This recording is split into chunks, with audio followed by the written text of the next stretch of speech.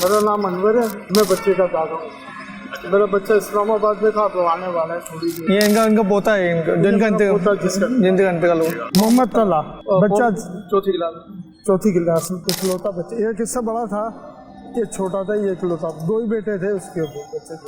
ये क्रिकेट खेलने गए थे, ये सनी अपार्टमेंट में, तो बीच में एक कुआं बना हुआ था, पुराने वक्तों का कुआं बना हुआ था, जो बंद कर दिया था इन लोगों ने। तो वहाँ पर जो है इसको खेलते खेलते कुएं के ढक्कन से अंदर गिर गए थे। अनहोनी हो गया भाई। बस उन्होंने किसी की मदद नहीं आई। आए थे एम्बुलेंस वाले आए तो वो इनके पास ना, तो अब आपस में इनके पास कुछ था ही नहीं।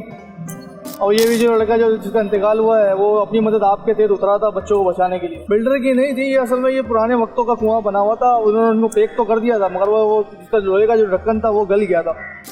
वो ऐसा गलते गलते वो पूरा ही हो गया। वो जो ये एम्बुलेंस वगैरह है, इनके लिए कोई मसला, इनको अच्छा सामान मुहैया किया जाए, ताकि और हिम्मत दो इनको।